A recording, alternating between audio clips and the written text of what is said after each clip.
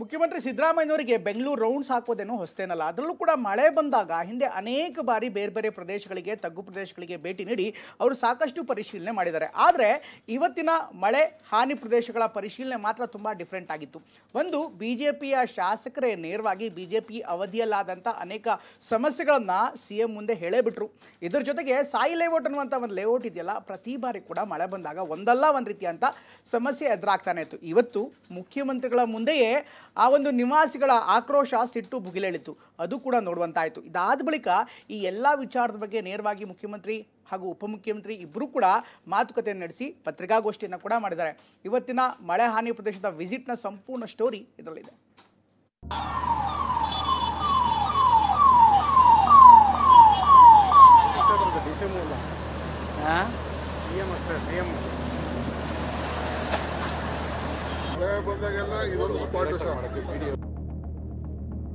ಮಳೆ ಹಾನಿ ಪ್ರದೇಶಗಳಲ್ಲಿ CM DCM ಇಡೀ ದಿನ ರೌಂಡ್ಸ್.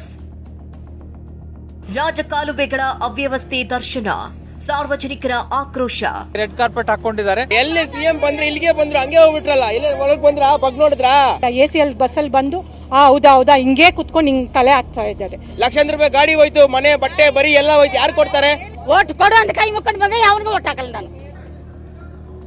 ನಿನ್ನೆ ಬಿಜೆಪಿ ನಾಯಕರು ಬೆಂಗಳೂರಲ್ಲಿ ರೌಂಡ್ಸ್ ಹಾಕಿ ಮಳೆ ಹಾನಿಯನ್ನ ಪರಿಶೀಲಿಸಿದ್ರು. ಇವತ್ತು CM ಸಿದ್ದರಾಮಯ್ಯ, DCM DKC ಅಖಾಡಕ್ಕಿಳಿದಿದ್ರು. ಮಳೆಯಿಂದ ಹೆಚ್ಚು ಹಾನಿಗೊಳಗಾದ ಪ್ರದೇಶಗಳಲ್ಲಿ ಸಂಚರಿಸಿದ್ರು. ಮೊದಲಿಗೆ ಮಧ್ಯಾಹ್ನ 1:35ಕ್ಕೆ ನಾಗಾವರದ ವೀರಣ್ಣಪಾಳ್ಯದ ರಾಜ್ಯ ಕಾಲುವೆ, ನಂತರ HPR ಲೇಔಟ್, ಬಳಿಕ ವಡ್ಡರಪಾಳ್ಯ ಲೇಔಟ್ನ ಗೆದ್ದಲಹಳ್ಳಿ ರಾಜಕಾಲುವೆ, ಆನಂತರ ಹೆಚ್ಚು ತೊಂದರೆಗೊಳಗಾಗಿರುವ ಸಾಯಿ ಲೇಔಟ್. ಇದಾಗ್ತಾ ಇದ್ದಂತೆ ಪಣತ್ತೂರು ರೈಲ್ವೆ ಬ್ರಿಡ್ಜ್, ಅಂತಿಮವಾಗಿ ಸಿಲ್ಕ್ ಬೋರ್ಡ್ ಜಂಕ್ಷನ್ಗೆ ತೆರಳಿ ಅವಲೋಕಿಸಿದ್ರು.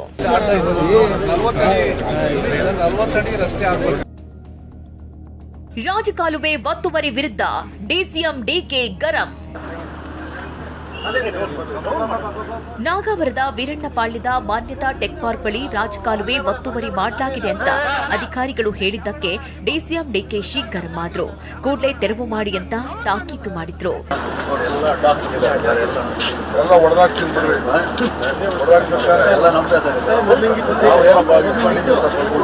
ಇನ್ನು HPR ಲೇಔಟ್ನಲ್ಲಿ ಕೆಳ ಹಂತದಲ್ಲಿ ಮನೆ ನಿರ್ಮಾಣಕ್ಕೆ ಅವಕಾಶ ನೀಡದಂತೆ ಟೌನ್ ಪ್ಲಾನಿಂಗ್ನಲ್ಲಿ ಬದಲಾವಣೆ ತರಲು CM ಸೂಚನೆ ಕೊಟ್ಟರು. ವಡ್ಡರಪಾಳ್ಯದ ಗೆದ್ದಲಹಳ್ಳಿ ರಾಜಕಾಲುವೆ ವೀಕ್ಷಿಸಿದ ನಾಯಕರು, ನೀರು ಹರಿದು ಹೋಗುವ ಜಾಗ ಕೇವಲ 8 ಮೀಟರ್ ಇದೆ. ಹೀಗಾಗಿ ರಾಜಕಾಲುವೆ ತುಂಬಿ ಸಾಯಿ ಲೇಔಟ್ಗೆ ನುಗ್ತಾ ಇದೆ ಅಂತ ಅಧಿಕಾರಿಗಳು ತಿಳಿಸಿದ್ರು. ಇದಕ್ಕೆ CM ಬಾಟಲ್ ನೆಕ್ ವಿಸ್ತರಿಸಲು ತಿಳಿಸಿದ್ರು. ಸಾಯಿ ಲೇಔಟ್ನಲ್ಲಿ CM DCMಗೆ ಸ್ಥಳೀಯರ ಮುತ್ತಿಗೆ. ಮಳೆಯಿಂದ ಭಯಾನಕ ಹಾನಿಯಾಗಿರುವ ಸಾಯಿ ಲೇಔಟ್ಗೆ CM DCM ಭೇಟಿ ನೀಡುತ್ತಾ ಇದ್ದಂತೆ ಸ್ಥಳೀಯರು ಸಿಟ್ಟಿಗೆದ್ರು. ಒಂದು ಹಂತದಲ್ಲಿ ಮುತ್ತಿಗೆ ಹಾಕಲು ಯತ್ನಿಸಿದ್ರು. ಪ್ರತಿ ಬಾರಿಯೂ ಇದೇ ಸಮಸ್ಯೆ. ಅಧಿಕಾರಿಗಳಿಗೆ ಹೇಳಿದ್ರೂ ಪ್ರಯೋಜನವಾಗ್ತಿಲ್ಲ ಅಂತ ಆಕ್ರೋಶ ಹೊರಹಾಕಿದ್ರು.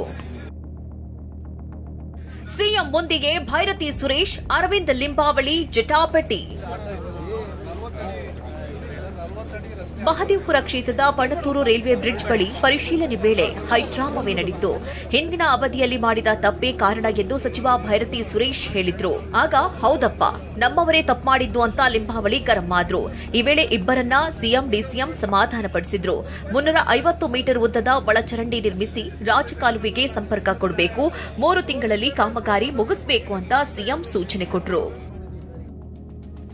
HPR ಲೇಔಟ್ನಲ್ಲಿ ರೆಡ್ ಕಾರ್ಪೆಟ್ ಹಾಕಿ ಎಡವಟ್ಟು.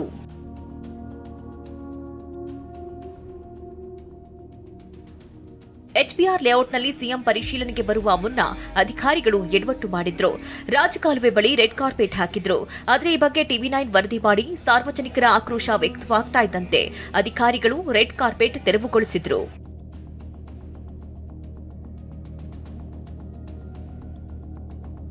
ಬೇಕಾದಷ್ಟು ಸಲ ಬರ್ತಾರೆ, ಅಥವಾ ನಮಗೆ ಕಾಣಿಸ್ಕೊಳ್ಳೋದು. ನಾವಿಲ್ಲೇನೋ ಪ್ರಾಬ್ಲಮ್ ಹೇಳ್ತಿದೀವಿ ಅಂತಂದ್ರೆ ದೇ ವಿಲ್ ಡಿಸಪಿಯರ್. ಅವ್ರಿಗೆ ಬೇಕಾಗಿರೋದೇನು, ಅವರ ಅಧಿಕಾರಿಗಳ ಮುಂದೆ ಇದು ಮಾಡೋದು. ಸರ್, ಈಗ ಒಂದು ವಿಷಯ, ಒಬ್ರು 4 ಜನ ಅಧಿಕಾರಿಗಳು ಮಾತಾಡಿದ್ರು, ಅವ್ರ ಹೆಸರು ಗೊತ್ತಿಲ್ಲ ನನಗೆ. ಆ ನೀರು ಜೆಟ್ ಔಟ್ ಆಗ್ತಾ ಇರೋದು ಯಾತಕ್ಕೆ ಅಂತ ಕೇಳಿದ್ರು. ಅಲ್ಲೆಲ್ಲೋ ಆಗ್ತಾ ಇದೆ ಸರ್, ಎಲ್ಲೋ ಆಗ್ತಾಯಿದೆ ಅಂತ ನಮ್ಗೆ ಆನ್ಸರ್ ಕೊಡಲಿಲ್ಲ. ಯಾವಾಗ ರಿಪೇರಿ ಮಾಡ್ತೀವಿ ಅಂದರೆ, ಸರ್ ಅದು ರಿಪೇರಿ ಮಾಡೋಕ್ಕೆ ನೀರು ನಿಲ್ಲಿಸಬೇಕು ಅಂತ. ಇಷ್ಟು ದಿವಸ ಏನು ಮಾಡ್ತಿದ್ವು? ರಾಜಕಾಲುವೆ ಒತ್ತುವರಿಯಿಂದ ಸಮಸ್ಯೆ.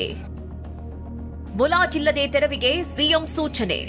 ಮಳೆ ಹಾನಿ ಪರಿಶೀಲನೆ ಬಳಿಕ ಸುದ್ದಿಗೋಷ್ಠಿ ನಡೆಸಿದ ಸಿಎಂ ಸಿದ್ದರಾಮಯ್ಯ ಬಹುತೇಕ ಕಡೆ ರಾಜಕಾಲುವೆ ಒತ್ತುವರಿಯಿಂದಲೇ ಸಮಸ್ಯೆಯಾಗ್ತಾ ಇದೆ. ಮುಲಾಜಿಲ್ಲದೆ ಒತ್ತುವರಿ ತೆರವುಗೊಳಿಸಬೇಕು. ಇದಕ್ಕೆ ಶಾಶ್ವತ ಪರಿಹಾರ ರೂಪಿಸಲಾಗುವುದು ಅಂದ್ರು. ಬಿಜೆಪಿ ನಾಯಕರ ಆರೋಪಗಳಿಗೂ ತಿರುಗೇಟು ಕೊಟ್ಟರು. ಮಾನ್ಯತಾ ಟೆಕ್ ಪಾರ್ಕ್ ಬಳಿ ಅಲ್ಲಿ ರಾಜಕಾಲುವೆ ಪರಿಶೀಲನೆ ಮಾಡೋದು, ಅಲ್ಲಿ ರಾಜಕಾಲುವೆ ಒತ್ತುವರಿಯಾಗಿದೆ, ಅದನ್ನ ಕೂಡಲೇ ತೆರವು ಮಾಡಿಸಿ ಅಂತ ಹೇಳಿದ್ದೀನಿ. ನೀರು ಸರಾಗವಾಗಿ ಹರಿಲಿಕ್ಕೆ ಅವಕಾಶ ಮಾಡಿಕೊಡಬೇಕು ಅಂತ ಹೇಳಿದ್ದೀನಿ.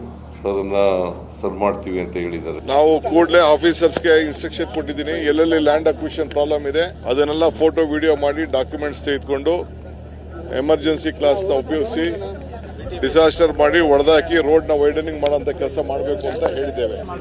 ಅದೇನೇ ಇರಲಿ, ಮಳೆ ಅನಾಹುತಗಳ ಬಳಿಕ ಸರ್ಕಾರ ಎಚ್ಚೆತ್ತುಕೊಂಡಿದೆ. ಇನ್ನಾದ್ರೂ ಕೊಟ್ಟ ಮಾತಿನಂತೆ ಪರಿಹಾರ ಕ್ರಮ ಕೈಗೊಳ್ಳಬೇಕಾಗಿದೆ.